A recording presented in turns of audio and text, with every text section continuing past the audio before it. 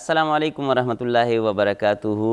خوږو کتونکو د مشرق ټي وي په سحري ترانسمیشن برکت رمضان کې ډاکټر مفتی اسدګل تاسو ته یو ځل بیا هرکلی وایو. امید لرم چې روغ جوړ او په صحت باندې به یې او روجې به ډېر په ذوق و شوق سره نیسئ او زړه به م پرې نه وي تنګ شوی ځکه چې اوس چونکې د نیمې نه اوښتې دي نو بس اوس د اختر تیاریانې او د اختر خوشحالي وي. د روجې خو هر ماښام اختر وي خوږو کتونکو، خو بیا هم د انسان چې کله دغه وړوکې اختر باره کې سوچ کوي نو بیا د روجو دا سختۍ یا دا لږه دا ورته بالکل نه محسوسیږي او لږه خو هسې هم په دې ورځو کې نشته دی بلکې نوي روجې خو الحمدلله ډېرې بهترینې روانې دي. الله دې همدقسې بهترینې ساتي، خو اصل بهترینې هله وي چې انسان ورته په صحت باندې روغ وي. کله چې انسان په صحت روغ نه وي نو که بهر هر څه شروع وي خو دی بیا په هغه دغه کې مزې نشي اخیستی د هغې نه. نو الحمدلله موږ د لومبي رمضان نه والا تر د نن تاریخه پورې تاسو سره یو او تاسو دغه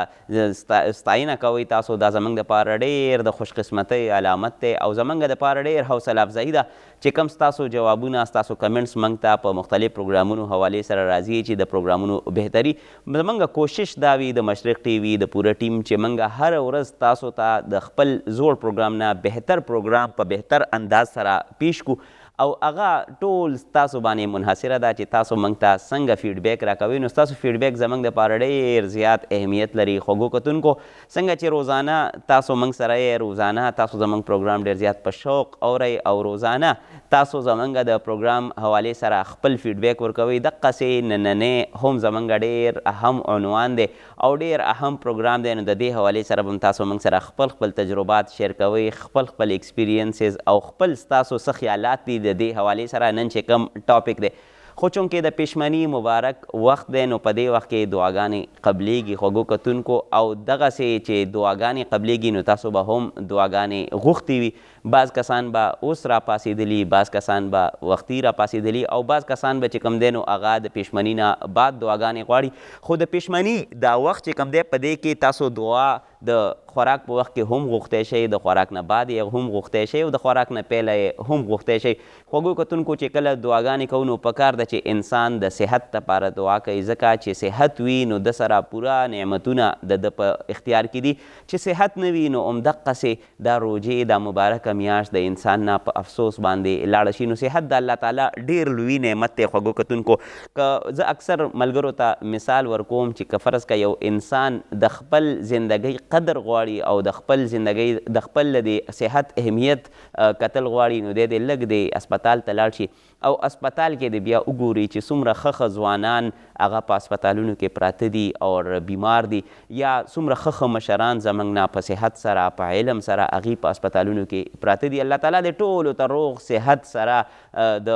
د ژوند صحت کامله عاجله مستمره نصیب کړي. او کله چې هغوی باندې داسې کسانو باندې د روجې دا میاشت راشي نو هغوی ته لږ شانته کې فطرتي طور افسوس کیږي چې کاش موږ هم دغسې روجې نیولې. همدغه رنګې کم کسان چې په جیلونو کې دي نو هغوی دپاره هم دعاګانې وکوئ چې کم بې ګناه دي یا د کم داسې څه سزا پوره شوې ده چې الله تعالی ورته غیبي څه سبب جوړ کړي ځکه چې ازادي هم ډېر لوی نعمت دی خوږو کتونکو. موږ او تاسو په خپل کور کې د خپل ماشومانو سره پیشمنۍ او افطاري وکړو، د دې نه بل غټ نعمت نشته دی او د دې نعمت قدر د هغې مسافرو نه تپوس کول پکار دی چې کم د کورونو نه بهر دي، د ملک نه بهر دي او ځان له په خپله پیشمنۍ او افطاري تیاری.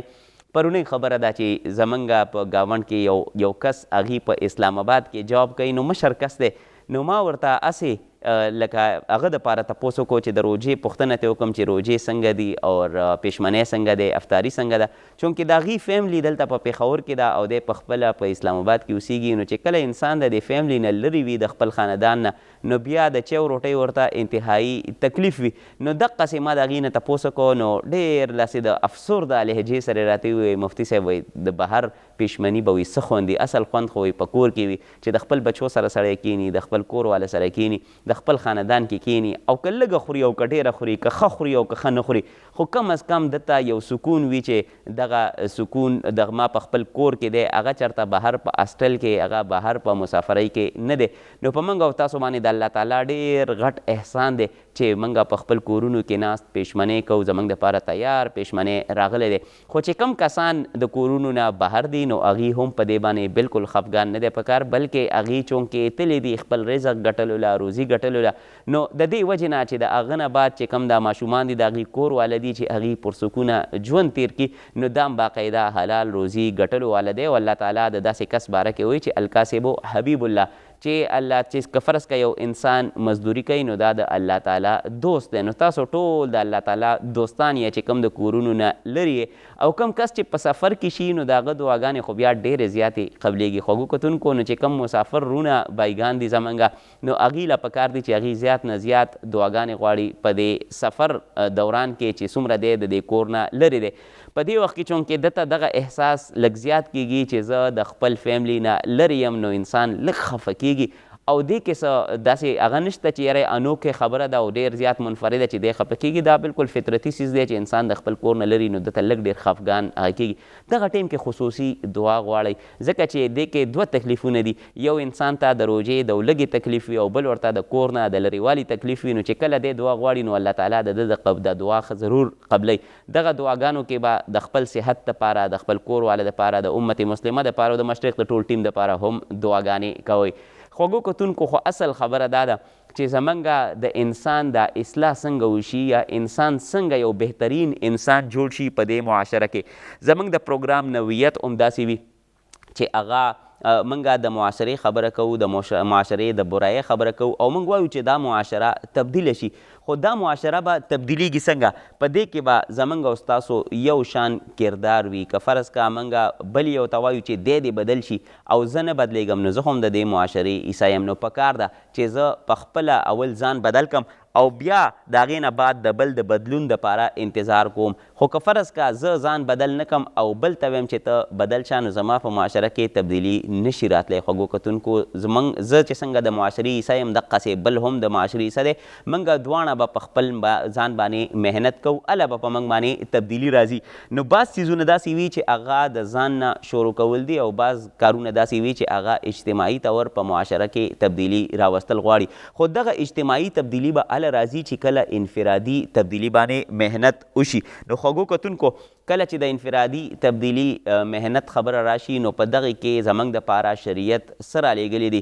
او د شریعت څه حکم دی نو نن زموږ ټاپک چې کوم دی زموږ عنوان هغه د خپل ځان اصلاح کول دي خو د خپل ځان اصلاح به څنګه کیږي زمانه به څنګه یو بهترین انسان یو بهترین مسلمان جوړیږي زه به څنګه داسې یو انسان جوړ شم چې زمانه معاشرې ته خیر ملو شي 60-70 سال زندگی زمونږ او ستاسو اوسطن زندگی ده په بر صغیر کې نو په دې 60-70 سال زندگی کې خو به زه خامخا د ځان دپاره خو ژوند تېروم د خپل بچو دپاره ژوند تېروم خو زه داسې څه کار وکړم چې هغه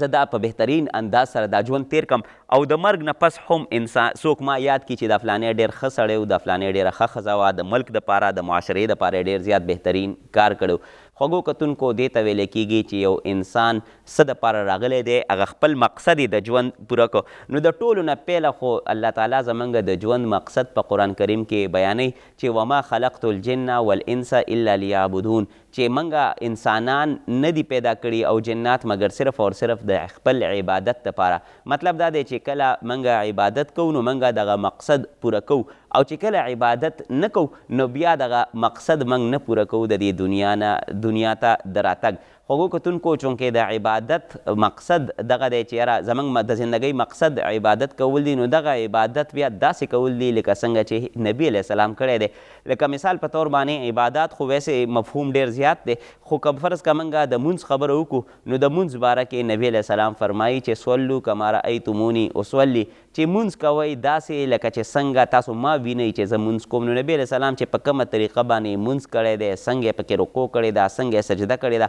او څنګه قیام کړی دی همدقسې انداز باندې که مونځ وشي نو د هغې قبولیت چانسز بیا ډېر زیات دي خو که یو انسان خپله د مونځ طریقه ایجاد کړي او وایي چې یاره زه په دې کې ډېر زیات ماته سکون میلاویږي نو که هغه د نبي په طریقه باندې نه وي نو د هغه الله تعالی ته نه دی قبول بیا دغه نو دغه خو د عبادت خبره شوه نو موږ چې څه قسم عمل کوو په کار ده چې هغه د نبي په طریقه باندې وکړو او موږ ته پته ولګي چې د نبي طریقه څه ده. نو که فرض که په دین کې څوک داسې یو کار کوي چې نبي علیه السلام نه کړی، صحابه کرامو نه کړی، یا هغه په هغې طریقه باندې نه کړی او موږ یې کوو، نو دا سراسر نقصان دی، دین ته هم نقصان دی او خپل ژوند ته هم نقصان دی. خو کتونکو زمونږ د اصلاح دپاره الله تعالی د انسانانو د انسانیت د اصلاح دپاره وقتاً فوقتاً انبیاء کرام رالیږلي دي، او هغې دپاره چې کوم د قرآني آیت نازل شوی دی د انبیاء کرامو د بعثت مقصد چې هغې ولې راغلي نو هغې دې دپاره راغلي چې الله تعالی په خپله فرمایي چې لقد من الله علی المؤمنین، چې بېشکه الله تعالی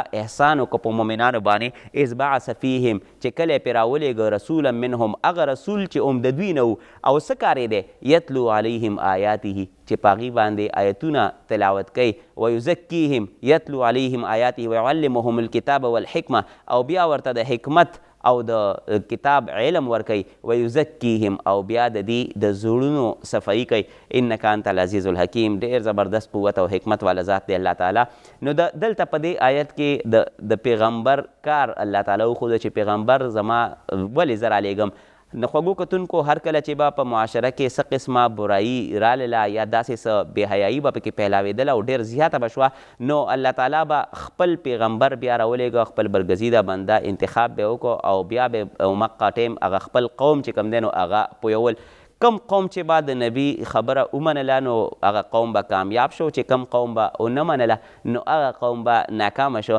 همدغه مثال د هر یو قوم راغلی دی. دې وجې نه د نوح علیه السلام په باره کې راځي چې 950 کاله یې په خپل قوم باندې محنت کړی او د هغې عمر څه 1260 کاله و، 1260 کاله. او چې کله 1260 کالو خبره شي نو خوږو کتونکو د یو مشهوره واقعه ده چې یو ښځه وه نو د هغه زوی یې مړ شوی او جړلې ورته او خفه وه ډېره زیاته. نو د هغه د وخت پیغمبر چې پې تېرېده نو ښځې نه تپوس وکړو چې ته ولې جاړې؟ څه ویل چې زما زوی په ځوانۍ کې مړ شو. ویل چې ښه څومره عمر یو؟ ورته وویل چې 450 سال عمر یو زما د زوی، 450 سال په ځوانۍ کې مړ شو. نو هغه نبي ورته وایي چې داسې یو امت را روان دی چې د هغې عمر به 80 کاله وي او 80 کاله بعد به هغې وایي چې بس اوس دنیا زندگی ختمه شوه نو به د هغې دپاره مرګ راځي. نو دا ښځه ډېره زیاته حیرانه شوه، ورته وایي چې 80 کاله او دوی به وایي خلک وایي کورونه جوړوي، دوی به وایي ودونه کوي، د دوی به بچي وي او که نه وي، ځکه چې په دغه ټایم کې خو دا 80 کاله انتهایي معمولي دی. نو دا 80 کاله خو به دله وایي زه په یو سجده کې تېر کړم. موږ او تاسو خپل زندګۍ ته وګورو خوږو کتونکو چې 80 کاله موږ څه کوو، څومره منصوبې جوړې کړو، څومره بلکل لانګ ټرم پلانینګ وکړو، 10 کاله بعد به داسې کوم، بیا به 15 کاله بعد داسې کوم، او د فلاني دا بچي به مې راغټ شي، بیا به ودونه کوي. نو مطلب دا دی چې هر څیز هغه چې کوم دی نو هغه د هغې دپاره راغلی دی خوږو کتونکو چې مسلمانانو دپاره کم زموږ مقصد دی چې موږ له دا څومره زندګي را کړې ده. نو د وخت د پیغمبر چې هر یو امت خبره ومنله نو هغه کامیاب شو. د نوح علیه السلام قوم چې کله کم کسانو د هغې خبره ومنله نو هغه ورسره په کشتۍ کې سواره شو او همدقه کسان بیا الله تعالی بچ کړل. خو چې کم کسانو ونه منله خبره نو هغې الله تعالی هلاک کړل او عذاب یې پرې راوسته. د هغې نه بعد بیا خوږو کتونکو د عادیان رالل نو هغې ته هود علیه السلام راولېږه او چې کله هود علیه السلام پوه کړل چې ګورئ تاسو داسې بېحیایي مه کوئ نو هغه قوم پوه نه شو او بیا د هغې نه بعد هغه قوم چې کوم دی نو هلاک شو. نو خوږو کتونکو نو د نوح علیه السلام قوم د هغه چې چا خبره ومنله نو کامیاب شو، چې کم خبره ونه منله الله تعالی پې عذاب راوسته. د هغې نه بعد بیا هود علیه السلام راغی، خپل قوم یې پوه کړو. خو چې هغې خو دومره طاقتور قوم و خوږو کتونکو په روایاتو کې راځي چې کله به روانو نو په چې کله به یې خوښه وه دومره طاقت و پکې چې بوټي به یې د جړلې نه رایستل. خو چې کله پې الله تعالی عذاب راوسته نو بیا هغه هوا دومره کنټینیوس چلیده، دومره مسلسل چلیده چې د دغه هوا اخره کې په 3 ورځ باندې راوغورځول او بیا د پاسېدو نه و نو الله تعالی هغې هم ټول هلاک کړل. د هغې نه بعد بیا قوم سمود راغی خوږو کتونکو چې صالح علیه السلام ډېر زیات پوی راپوی کړل. هغې ورته وویل چې ګوره تاسو که فرض که معجزه غواړئ د الله تعالی نه نو بیا د معجزې نه بعد به د انکار گنجایش تاسو سره نه وي. خو بیا هم هغه قوم د معجزې طالب وویل چې موږ ته د معجزه راشي نو یو اوښه ورته الله تعالی په معجزه به طور معجزه راوسته او هغه ټیم کې هغه اوښې ته دا حکم و چې دا یو چونکې معجزه وه نو الله تعالی پې آزمایش هم راولي چې که فرض کا دغه اوښه د کم کویا نه اوبه څکي نو چې په کومه ورځ باندې اوبه څکي نو تاسو به په هغه ورځ باندې د خپل ځناورو ته اوبه نه ورکوئ او دا به ازاد وي چې کم پټي ته لاړه شي نو تاسو به ورته څه وایئ نه یعنې تندی به ورته تریو کوئ نه چونکې د الله تعالی امتحان و نو دغه اوښې دپاره دا دی هغه کوئ چې ټیک ده خو چې په کومه ورځ باندې به د دې اوښې نه د کوی نمبر و او دې به اوبه څکلې نو دې به ډېرې زیاتې اوبه وڅکلې دویمه خبره پکې دا وه چې دا به کوم پټي ته لاړله نو پټي کې به بیا ډېر زیات خوراک کو نو خلکو ته ډېر زیات تکلیف شو دا چې به په کومه لاره روانه وه کم ځنګل باندې به ورغله نو نور ځناوران به ټول ویرېدل د دې نه شکل صورت یې داسې و نو دغه هم د الله تعالی یو ازمایش و نو هغوی ورته داسې پلانینګ وکړو خوږو کتونکو چې د خپې یې کټ کړلې او چاله یې پیسې ورکړلې اجرتي قاتل او بیا صالح علیه السلام ته هم داسې یو منصوبه بندي وکړه چې دا هم ختمول پکار دي قتل کول پکار دي چې زمونږ دا زندګي لږه په ارامه شي خو الله تعالی ته څه بل څه منظور و خوږو کتونکو او دقه قوم یې هم هلاک کړه او څه کسان یې حضرت صالح علیه السلام سره چې کوم د هغې پیروکار و هغه یې ژوندي وساتل د هغې نه بعد بیا د شعیب علیه السلام راولېږه او شعیب علیه السلام قوم به په ناب تول کې کمی کو نو شعیب علیه السلام د خپل قوم ته وویل چې تاسو په ناب تول کې کمی مه کوئ دا معاملات صفا ساتئ کله هغې دوکاندارانو داسې به ویلی شو خوږو کتونکو کله چې به یې دوکانداري کوله نو کسټمر ته به یې کم شی ورکو او کله چې به یې خپله اخیسته د بازار نه نو بیا به بلکل پوره تله نو شعیب علیه السلام په هغې پوه کړل چې ګوره تاسو داسې مه کوئ خو هغې وی چې ستا د دین زموږ د مال سره سویمه ده ستا دین صرف او صرف بس دغه عبادت سره دی چې دغه جومات کې ناست وي او بس عبادتونه کوي دا دین دی باقي موږ په بازار کې څه کوو موږ په بازار باندې ښه پوهېږو نو لکه څنګه چې نن سبا موږ وایو چې مولوي صاحب کار صرف او صرف جومات کې دی او هغه به سپارې ښیي ماشومانو ته مونځونه به راکوي د هغه په بازار کې هېڅ قسمه کار نشته دی دقسې د شعیب علیه السلام قوم لومبی اعتراض کړی نو شعیب علیه السلام په باره کې هم هغې دغه فیصله وکړه چې دی به د دې علاقې نه وباسو خو الله تعالی ته څه بل څه منظور و او د هغې نه بعد بیا په زلزله پرې راغله همدغې دوران کې د لوط علیه السلام هغه هم راغلی قوم راغلی لوط علیه السلام هم ډېر زیات ښه پوه کړل خو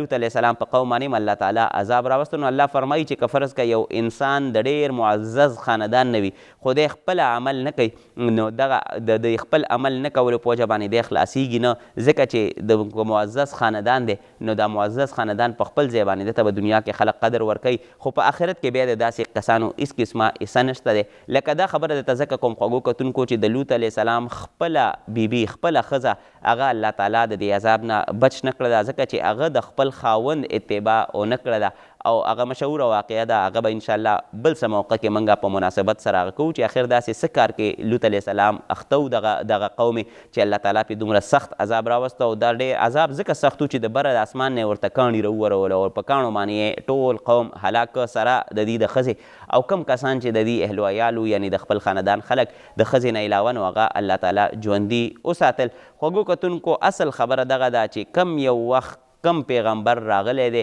نو چې کم یو قوم د هغې خبره منلې ده هغه کامیاب شوی دی چې کم قوم نه دی منلی د پیغمبر هغې هلاک شوي دي او د هغې نقصان دی بیا اخره کې نبی علیه السلام راغی او چونکې اخیری پیغمبر دی خاتم النبیین دی نبی علیه السلام د خپل ځان باره کې فرمایي چې انا خاتم النبیین لا نبی بعدي زه اخیری پیغمبر یم زما نه بعد هېڅ قسمه پیغمبر راتلو والا نشته دی په دې حدیث شریف کې دا پیغام ورکوي که زما نه بعد هر یو انسان دا دعوه وکړي چې زه نعوذ بالله ماته نبوت راکړی شوی دی یا زه پیغمبر یم نو دی به کذاب وي کذاب مطلب دا دی چې دروغجن زما نه بعد بل نبی راتلو والا نشته دی نو چونکې د نبی کار دغه دی چې یتلو علیهم آیاته ویعلمهم الکتاب والحکمه ویزکیهم همدقه کار زمونږ او ستاسو ته د ختم نبوت په صدقه باندې ټولو ته حواله شوی دی خوږو کتونکو نو موږ او تاسو به خلکو ته دغه د دین رڼا پیلاوو او د دین د علم به ورکوو د حکمت خبرې به ورته کوو او کوشش به کوو چې زمونږ په خپله او بیا دقسې د خلکو څومره اصلاح کیدی شي او د څومره د زړونو صفایي کیدی شي نو دومره پکې موږ خپل کوشش وکړو د مشرق ټي وي دا پروګرام د سحري ټرانسمیشن د دې مقصد هم دغه دی چې تاسو ته د دین دا رڼا په په دې وخت کې درکړي. دا وخت ډېر مبارک وخت دی، نو په دې وخت کې دا مبارک علم تاسو ته درکوي. مقصد دا نه دی چې یاره دا ټولې خرابیانې نعوذ بالله دا هم په تاسو کې دي او په موږ کې نشته دی، بلکې زمونږ مخاطب اول ځان وي، بیا وروستو چې کوم دی نو هغه مخاطبین وي چې کوم زمونږ پروګرامونه اوري. نو دقسې اول د ځان اصلاح کول دي. خوږو کتونکو چې کله د ځان اصلاح وشي نو بیا چې بل ته تبلیغ کوو، بل ته خبره کوو، نو د هغې بیا اثر هم زیات وي. نن پروګرام زمونږ دا دومره تمهید چې مونږ وتړو خوږو کتونکو، نو دا صرف او صرف په دې باندې دی چې زمونږ دا زړونه څنګه صفا شي، او د دې زړونو د صفایي باره کې دغه دی چې هر انسان چې څنګه هغه ته جسماني بیماري لګي نو دته د زړونو ته هم بیماري لګي. د دې زړونو بیمارۍ باره کې به خبرې کوو چې دا زړونه به څنګه صفا کیږي او کومې طریقې موږ ته په شریعت کې ښودلی شوي دي چې موږ د خپل زړونو نه دا بیماریانې لر کولی شو. خو زموږ سره د وړې دمې وخت شوی دی، چېرته ځئ مه، راځو د وړې دمې نه بعد.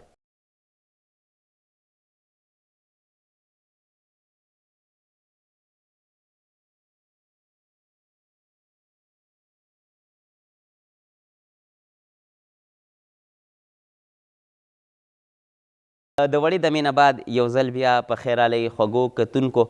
منګه د زړه د اصلاح خبره کوله، د انسان د اصلاح خبره هم کوله. نو نبی علیه السلام حدیث شریف مفهوم دی چې ترکتکم فیکم امرین، چې تاسو کې زه دوه څیزونه پرېږدم که فرض که یو انسان غواړي چې زما اصلاح وشي. هغې کې یو ویلی دی چې کتاب الله او دویم یې لیکلي دي چې رجال الله. یعنې مطلب دا دی چې یو خو د قرآن کریم تلاوت دی چې انسان د قرآن کریم تلاوت وکړي او په هغې باندې ځان پوه کړي، او بیا د هغې نه بعد رجال الله. رجال د رجل جمع د خوږو کتونکو. رجال مطلب دا دی چې هغه انسانان چې هغه بزرګان وي هغه په دې دین باندې پوهېږي، په دې دین باندې محنت کړي او ځان یې پې کړولي، او بیا خپله هم اصلاح کړي او د نورو خلکو یې هم یو قسم ته ذمواري اخیستې وي چې د خلکو اصلاح وکړي. خو اخر زمونږ د زړونو ته دا زنګ څنګه لګي، زمونږ دا زړونه خرابېږي ولې؟ نو د دې باره کې نبي علیه السلام فرمایي هر کله چې یو انسان څه ګناه وکړي نو د هغه په زړه باندې یو تور ډاټ ولګي، او دغه تور ډاټ چې ولګي نو دا د دې ګناه نشانې وي. هر کله چې دی د زړه نه توبه وباسي نو دغه توبې سره د زړه دا ډاټ یعنی دا داغ دا میټاو شي. خو چې کله دی توبه ونه باسي نو دا داغ پې مستقل شي، بیا چې دی دویمه ګناه وکړي نو د زړه باندې دویم ډاټ ولګي. خو هغه که توبې وویستله نو دغه ډاټونه الله تعالی میټاو کړي، که توبه یې ونه ویستله نو بیا د زړه همدقسې نور هم تور شي. تر هغې پورې چې دی ګناهونه کوي چې د ده دا زړه مکمل تور شي. نو چې کله مکمل تور شي نو دته بیا هېڅ قسمه صدقې خبره په ده باندې اثر نه کوي. دی همیشه ضرر رسان وي او دی نقصان ورکوي خلکو ته. دته که څوک د دین خبره کوي نو په ده باندې دغه خبره بده لګي او دی په هغې پورې مذاق اړوي. نو خوږو کتونکو دغه حالت بیا اخري حالت وي، دا د ګمراهۍ حالت وي. الله تعالی دې د دې برکتي میاشت د برکتي وخت په مناسبت سره زمونږ د دغه حالت نه الله پاک وساتي چې دا زړونه مکمل تور شي. خو چې که د هغې حل یې راته ښودلی خوږو کتونکو، که یو انسان وایي چې یاره زما زړه باندې دی دا داغ مستقل پاتې نه شي نو د هغې دپاره بنیادي شرط توبه دی. او چونکې د توبې وخت داسې مقرر نه دی، هر ټیم کې توبه کیدی شي، د سحرې کیدی شي، د ورځې کیدی شي، د شپې کیدی شي، د پېشمني کیدی شي، اوس هم کیدی شي. نو یو خو هغه توبه ده خوږو کتونکو چې موږ تاسو تسبیح راغیستې او په تسبو کې وایو چې استغفر الله استغفر الله، چې څومره زیات استغفار ویلی شو. او یو اصل توبه هغه د زړه نه توبه ده چې انسان کومه ګناه کړي په دغه ګناه باندې شرمنده وي او د زړه نه پې نادم وي چې یاره دا ګناه به زه آینده نه کوم، بس نن رانه وشوله آینده نه کوم. او چې هر کله دی ګناه وکړي بیا پې دقسې توبه وباسي. نو نبی علیه السلام د استغفار باره کې فرمایي چې تاسو کې بهترین انسان هغه دی چې هغه ډېر زیات استغفار د ورځې کوي. او وایي زه کم از کم اویا پیرې زه استغفار کوم د ورځې. سوچ وکړئ چې یو پیغمبر چې د هغه مخکینی رستونی ټول غلطیانې هغه الله تعالی معاف کړي دي، هغه هم استغفار کوي. زموږ او ستاسو دپاره پکې څه تعلیم دی؟ پکار ده چې موږ لږ زیات استغفار وکړو. دې وجې نه په بل حدیث کې فرمایي چې که فرض که یو انسان ګناهونه دومره زیات وي چې د سمندر د زګ عمره تاسو چېرته که د سمندر طرف ته تللي یې کم ملګري چې زمونږ کراچۍ ته تللي وي یا کراچۍ کې دي پښتانه زمونږ رونه دا هم درته ویم خوږو کتونکو چې په کراچۍ کې ډېر زیات پښتانه رونه زمونږ شته رونه بیګان د هغې باقاعده خاندانونه دي او چونکې زه خپله هم په کراچۍ کې لږ پاتې شوی یم نو ماته اندازه شته چې هغلته د پښتو او د پښتنو سره مینه لرونکي ډېر زیات آبادي ده کراچۍ چونکې یو داسې کاسموپولیټن ښار دی کاسموپولیټن مطلب دا دی چې هر قسم خلک پکې راغلي دي آباد شوي دي نو دقسې پښتنو هم د کاروبار او د روزګار په سلسله کې ډېر د نن نه 30-40 سال پهله یا زیات ټایم پهله هغې خپله کډه وړې ده هغلته باقاعده آباد شوي دي ماشومان یې هلته دي کاروبارونه یې هلته دي نو هغې د پښتو سره ډېر زیات مینه لري د پښتو دا چینلې ګوري د پښتو پروګرامونه او موږ ته د هغې د فیډبیک نه هم اندازه کیږي نو دغه کسان که فرض که د هغې سمندر کتلی دی یقینا چې کتلی به وي یا کوم کسان د ملک نه بهر دي او هغې سمندر کتلی دي نو د سمندر کې چې کله دا اوبه راشي نو دا زګونه جوړوي خوږو کتونکو نو هغه زګونه انتهایي زیات وي او هغه شمارلی کیږي نه نو چې کله شمارلی کیږي نه نو مطلب دا دی چې دغه انسان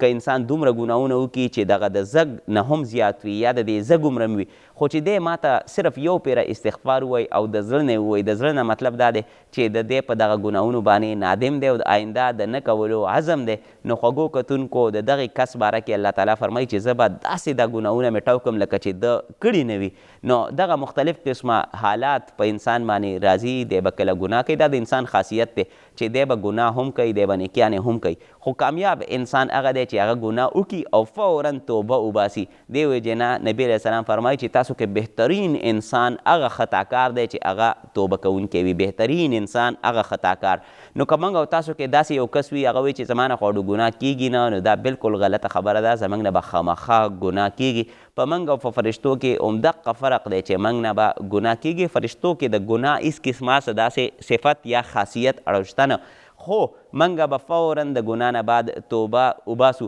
خوږو کتونکو که توبه هم ونه ویستله نو بیا به هم په زړه باندې دغه داغ لګي او الله تعالی دې د دغې حالت نه موږ ټول وساتي خو که انسان ګناه وکړه او توبه یې وویستله نو یو خو به دغه داغ میټو شي بیا که د زړونو صفایي باره کې راشي نو نبي علیه السلام ورته په بل حدیث کې فرمایي چې انسان لږ ټیم دپاره خپل مرګ یاد کی نو زه اکثر په خپل درس کې دا خبره کوم خوږو کتونکو چې د مرګ خو هېڅ پته نه لګي چې انسان ته په کم حالت کې په کم وخت کې او په کم ځای کې راځي تر دې پورې په حدیثو کې راغلي خوږو کتونکو وایي چې یو انسان به د جنتیانو عمل کوي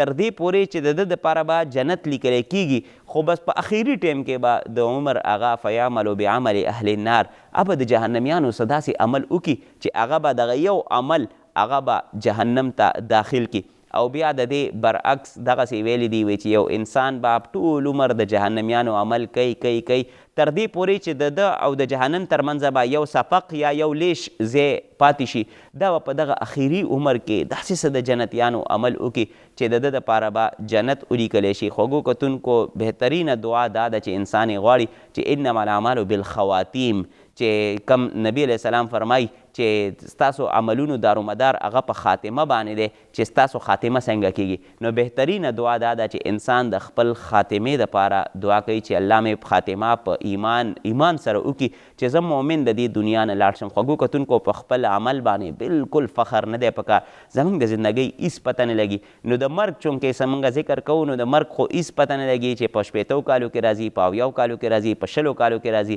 په 40 کالو کې راځي نو که یو کس وایي چې نه زه کله ماته لا ټایم شته 20 کاله یا 15 کاله نو دا ګارنټي موږ سره د سبا ورځې نشته چې سبا روژه به موږ کې څوک نیسي او که نه نیسي په تیر تقریبا 4 ورځو کې 4 ورځې مخکې زموږ 2 ملګري الله تعالی ته هغه شو او شهادت نصیب شو او یو کس باندې هرټ اټیک وشو خوږو کتونکو هرټ اټیک هم د دې دپاره زموږ دا تصور و چې د هرټ اټیک به خامخا د 500 کالو نه پس راځي یا به د 80 کالو نه پس خو اوس هغه دور هم تللی دی چونکې زموږ غذا مکمل بدله شوې ده اوس هرټ اټیک په 20 کالو کې هم راځي او په 15 کالو کې هم راځي نو موږ له خو هر ټیم د مرګ دپاره تیاری کول غواړي دا میاشت چې موږ ته الله تعالی راکړې ده نو دی د دې دپاره راکړې ده چې تاسو د مرګ تیاری وکړئ نو یو خبره زه په درس کې خامخا کوم خوږو کتونکو چې تاسو که خپله اصلاح غواړئ یا موږ خپله اصلاح غواړو چې زموږ د دې زړونو نه هر قسم دا کینه او بغض وځي او د بل چا خیرخواهي پکې راشي نو موږ لږ شانته کې سوچ وکړو که نن موږ کې څوک مړه شو او بیا د هغې نه بعد موږ ټول خلک راشي زموږ رشته دار او هغې موږ ته ناست وي موږ له غسل راکړی شي کفن راته واچولی شي او بیا په قبر کې کیښودلی شو نو آخر زه به ورته څه عمل پیش کوم په قبر کې ما سره څه نه څه عمل خو پکار دی نو چې نن ورځ زه دا سوچ وکړم نو خوږو کتونکو په سحر کې مې سوچ وکړو نو ټوله ورځ به زه د ګناه نه بچ یم ځکه چې سحر کې زما په لاشعور کې هغه پوره کیفیت ناستی دی چې داسې زه مړ شوم خلک رالل جاړي راته او بیا مې په قبر کې کیدي او بیا رانه خلک را روان شي دا ډېر عجیبه شانته کې کیفیت وي دا کیفیت راوستل دا خپله لږه تنهایي غواړي خوږو کتونکو که دا پریکټس موږ روزانه وکړو یا د خوب نه پیله زه اکثر ملګرو ته وایم چې یاره زه ماسخوتن چې کله اوده کیږئ نو د ماسخوتن یې لږ شانته کې 15 منټه سوچ کوئ او 15 منټه په دې کیفیت باندې لګیا اوسئ چې یاره که داسې څه حالت راشي نو اوس ما سره څه شته چې زه په د الله تعالی په دربار کې په بارګاه کې پیش کړم چې دا عمل ما سره دی او دغه عمل په وجه باندې یا الله ته ما وبخه نو موږ یې پیش کولی شو خو که وګورو نو موږ واقعي چې ډېر په بد حل کې الله تعالی دې زموږ په حال باندې رحم وکړي ولې ځکه چې موږ په خوله باندې یو څه وایو او په زړه کې بل څه وي نو اصل د زړه بیماریانې یا د زړه صفایي همدقسې ده نبي علیه السلام فرمایي چې څنګه د انسان څنګه وسپنې ته زنګ لګي دقسې د انسان روح ته هم زنګ لګي او زنګ مطلب دا دی تاسو که چېرته په وسپنه وګورئ نو وسپنه چې داسې نمی ته پرته وي او بهر او په هغې باندې د اوبو د څاڅکي راځي یا پکې لږ شان دا نمی ورته میلاویږي نو هغه زنګ کیږي بیا هغه موږ په ریګمال باندې ومږو ریګمال به یقینا چې تاسو پیژنئ نو کله چې هغه موږ استعمالو نو په ریګمال باندې ومږو او هغه ځان ته صفا کړو نبي علیه السلام فرمایي دقسې زنګ زړونو ته هم لګي نو صحابو ته تپوس وکړو چې د دې ریګمال خو موږ ته پته ده چې ریګمال باندې دغه اوسپنه صفا کیږي خو دا زړونه به په څه شي صفا کیږي نو نبي علیه السلام ورته وفرمیل چې دا به صرف او صرف په کتاب الله باندې صفا کیږي چې د الله تعالی کتاب دې سره انسان محبت ساتي اوس مسله دا د خوږو کتونکو چې د دې کتاب الله نه انسان په خپله استفاده وکړي او که نه د بل چا نه زده کړي او بیا په هغه باندې یقین وساتي زمونږ غټه المیه هم د معاشرې دا ده چې موږ په خپله د دین کتاب راوالو په خپله پې ځان پوی کړو او په خپله بیا خلکو ته کنوی کوو او وایو چې یاره زما په رای کې یا زما په خیال باندې دا سیز دی نو دا که فرض که موږ داسې وکړو نو په قرآن کریم کې الله تعالی په خپله فرمایي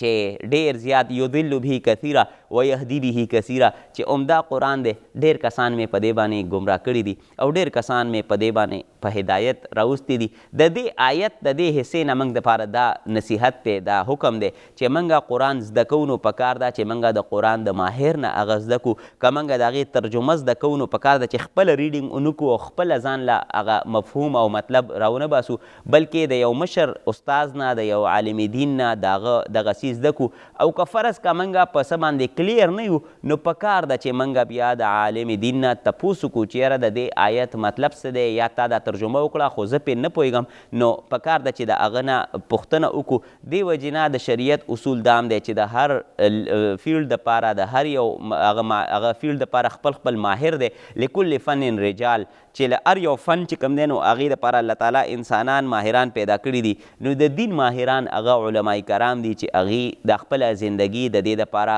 وقف کړې ده دا خو یوه خبره وه دویمه خبره خوږو کتونکو دا ده چې د عربي ژبه زده کولو سره انسان په دین باندې بالکل داسې نه پوهېږي چې انسان ووایي چې بس زه په پوره دین باندې ځکه پوه شوم چې په عربۍ باندې زه پوهېږم که داسې وی نو بیا خو چې زموږ څومره عرب ممالک دي هلته رونه خویندې دي نو هغوی به ټول په دې قرآن باندې هم پوهېدلی او د دین چې څومره احکام دي نو په هغې باندې به پوهېدلی اصل څیز دا دی خوږو کتونکو چې د یو زبان زده کولو دپاره د هغې ادب د هغې لغت د هغې شاعري دا ټول هر څه باندې بلاغت د دې باندې چې کله مهارت حاصل شي نو هله انسان ووایي چې زه په دې باندې پوه شوم چونکې د قرآن علوم داسې دي یا د دین د علوم داسې دي چې د دې دپاره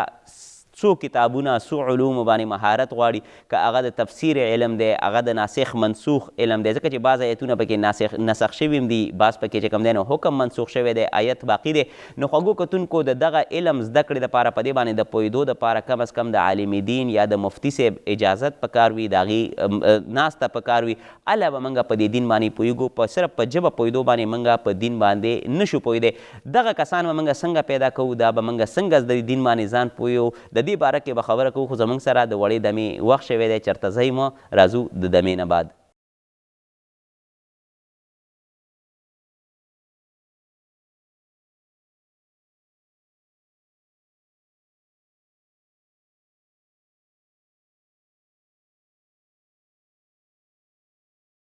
وړې دمې نه بعد یو ځل بیا په خیر رالی خوږو کتونکو موږ د تذکره کوله چې قرآن زده کوو موږ دین زده کوو په کار ده چې د ماهر فن نه زده کوو او د هغې نه موږ مدد واخلو نو دغه کسان به موږ ته چېرته میلاویږي خوږو کتونکو که موږ په خپل جوماتونو کې سوچ وکړو نو نن سبا الحمدلله په هر جومات کې عالم دین دی یو مفتی صاحب دی درس کیږي په کار ده چې موږ هغه درس کې شرکت وکړو که فرض که درس نه کیږي نو زه ورته انفرادي طور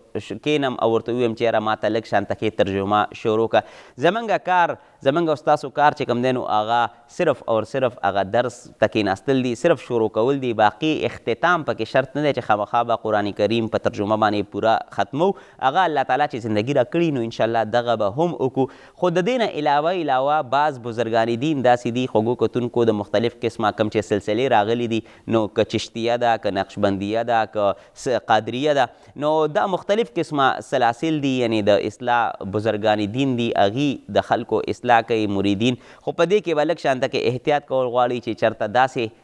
شیخ یا داسې پیر صاحب موږ سلیکټ نه کړو چې هغه د سنتو متبع نه وي په سنتو اتباع نه کوي چې سنتو متبع شیخ وي او هغې سره لږ ټیم تیر شي او ستا زړه ته لږ سکون میلاو شي هلته په هغه ماحول کې ته پاتې شي تا ته پته ولګي چې یاره دلته خو د انسان اصلاح کیږي او ډېر صحیح معنو کې کیږي نو بیا په هغه سلسله کې هغه شیخ سره خپل تعلق جوړول غواړي څنګه چې جسم ته بیماری لګي او په سر باندې درد شي نو موږ فورا میډیسن والو دقسې که فرض کا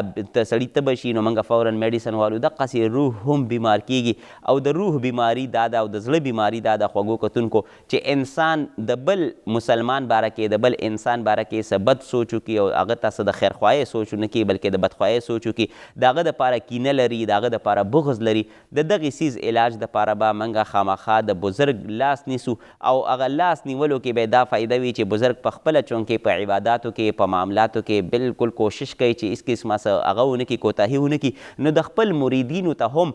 هغه دغه تلقین کوي د هغې طریقې کار دا وي خوږو کتونکو چې کله دی چېرته د بزرګ سره کیني د بزرګ سره تعلق قایم کړي نو ابتدا کې ورته هغه بزرګ څه ذکر اذکار ورکړي او وایي چې دا ذکر کوه او ما ته به لږ شانته کې رپورټ راکوي چې دا ذکر ته کې او که نه کې نو د هغه ذکر مناسب وخت هم ورته هغه کې چې په دومره وخت به ته کې یا به هر مونځ پسې کې یا به 24 غنټو کې دومره ټایم کې نو په کار ده چې دغه ذکر موږ کوو خوږو کتونکو بعض څیزونو کې به موږ سترګې پټو او بیا به د بل چا لاس نیسو ځکه چې موږ ته پته ده چې که زه پخپله په هر ځای کې خپله خبره کوم چې نه زه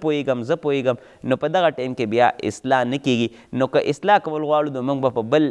مشر باندې اعتماد کم از کم کوو د خپل اصلاح دپاره نو چې کله موږ ته هغه د ذکر اوقات وښیي یا د ذکر طریقه وښیي په کار ده چې موږ په هغه طریقه باندې ذکر اپنو کړو او بیا د هغې نه بعد خوږو کتونکو چې موږ هغې ته رپورټ ورکوو نو چې دروغ ورته ونه وي او ظاهره خبره ده چې موږ ورته څنګه خبره کوو نو هماقسې خبره باندې به هغې یقین کوي هغې ته څه د بره نه اطلاع نه میلاویږي نعوذ بالله هغه هم انسانان دي خو چونکې د الله تعالی ذکر هغه ډېر په ذوق و شوق سره کوي نو الله تعالی ورته دا یو خاصیت ورکړي چې د انسانانو اصلاح هغه کولی شي او دا یو هغه ورته ورکړي خو هم هغه انسان چې هغه په خپله غواړي خپله اصلاح چې کم کس خپله اصلاح په خپله نه غواړي خپل بهتري په خپله نه غواړي نو هغه له بیا دغه شیخ صاحب هم څه تربیت نشي کولی نو دا باقاعده یو کورس وي خوږو کتونکو دا کورس په یو کال کې هم کیدی شي دا کورس په 10 کاله کې هم کیدی شي او دا کورس ټول عمر همدقسې چلیږي د بزرګانو سره تعلق چې کله موږ د هغې په مجلس کې ناست وي په کار ده چې زیات نه زیات د هغې په مجلس کې کینو که موږ وګورو نو چېرته چې د بزرګانو مجلس وي او موږ په هغې کې ناست وي نو زموږ کیفیت بالکل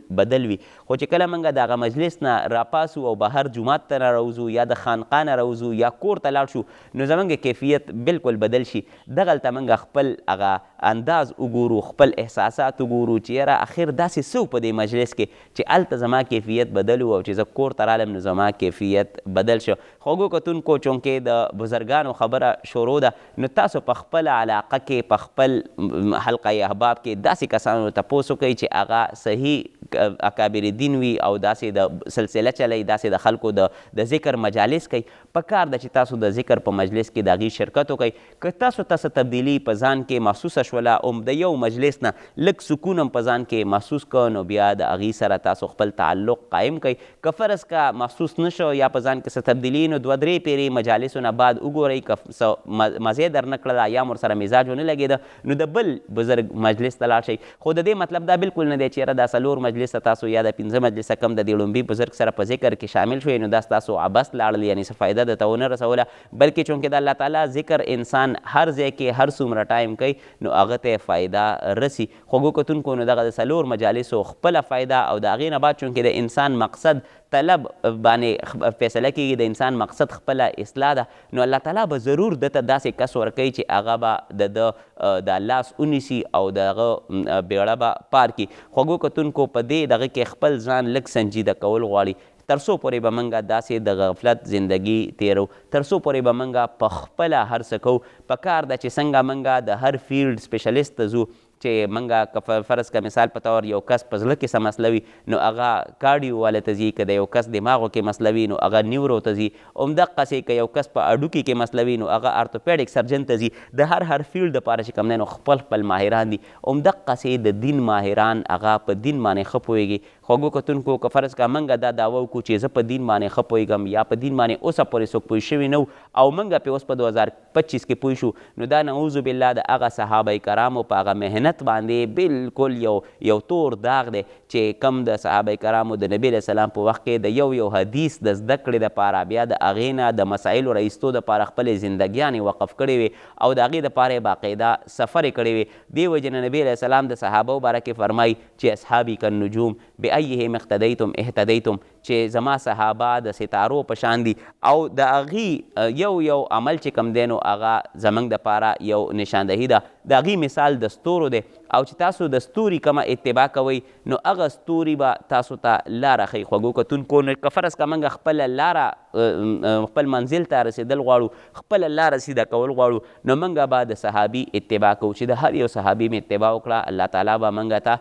دغه لاره او دغه منزل اسانوي. چونکې دا بزرګان دین د صحابو اتباع کوي او ډایرکټلی بیا د نبی علیه السلام اتباع کوي، د هغې د احکاماتو پیروي کوي، د هغې د حکمونو پیروي کوي، د هغې طریقې پوره کوي په خپل ژوند کې. نو ځکه ما په ابتدا کې تاسو ته وویل خوږو کتونکو چې داسې بزرګ تلاش کول غواړي چې هغه د سنتو متبع وي، په سنتو اتباع کوي. بعض کسان پکې داسې هم دي چې هغې وایي چې موږ دلته مونځونه نه کوو، نعوذ بالله موږ یې په خانه کعبه کې کوو یا موږ په اسمانونو کې کوو. دا بالکل ګپ دی. داسې کس چې هغه یو خو په سنتو یعنې باقاعده په شرع باندې برابر نه وي، هغه پیر خواړو پیر کېدی نه شي، نو هغه ته خو بالکل مه ځئ. او دویم دا چې کم کس مونځ نه کوي، کم کس ځان صفا نه ساتي، نو داسې کسانو ته به هم بالکل نه ځئ. خو چونکې زموږ په دې معاشره کې لږ دا د هندوانو کلچر زیات دی نو د هندوانو طرفونو ته دا څیزونه ډېر زیات وي. کم کس چې پته نشته څو مو دا هغه کپړې نه یې اچولي یا څه داسې حالت کې وي چې سړی وایي چې بس نږدې کېږم نه، نو هغه د هغې غټ یو بزرګ وي. همدقسې بعض زموږ علاقو کې هم داسې کسان شته چې هغې خانداني را روان وي. نو خوږو کتونکو دا حسب نسب چې کوم دی دا انسان ته د نجات ذریعه نه ورکوي. لکه مثال په طور باندې سیدان یا میاګان هغه زموږ دپاره ډېر قابل قدر دي، خو که دغه سیدان او میاګان خپل عمل ونه کړي نو دغه عمل دغه خاندان دي ته هېڅ قسمه څه فایده نشي رسولی. په خپل عمل باندې به انشاءالله زموږ او ستاسو خلاصي وي. نو چې د عمل خبره راشي خوږو کتونکو نو اوس به د دعا عمل، چونکې ما درته ابتدا کې هم ویلي و چې دعا به تاسو کوئ، نو دغه دعا به موږ تاسو ته کوو د پروګرام په اخره کې، تاسو به زموږ ته کوئ. الله تعالی دې زموږ دعاګانې ستاسو دپاره، ستاسو دعاګانې زموږ دپاره په خپل بارګاه کې قبول او منظور کړي. خو ستاسو دعاګانې به صرف داسې د ځان دپاره نه وي بلکې د امت مسلمه دپاره به هم وي، او د مشرق د ټول ټیم دپاره به د پروډیوسر نه والا د کیمرامین پورې د ساوند ریکارډر نه والا تر د کوربه پورې موږ به په دعاګانو کې یاد ساتئ. نو انشاءالله موږ به تاسو ته دعاګانې کوو، امت مسلمه ته به دعاګانې کوو، تاسو به امت مسلمه ته کوئ او د مشرق ټول ټیم ته به کوئ چې همدقسې روزانه په نوي عنوان سره نوي پروګرام کې د پیشمني تاسو ته وړاندې راځو. تر د نوي پروګرام پورې د آینده ورځې پورې او د بل پیشمني پورې ډاکټر مفتي اسدګل ته اجازت ورکوي. د الله په امان.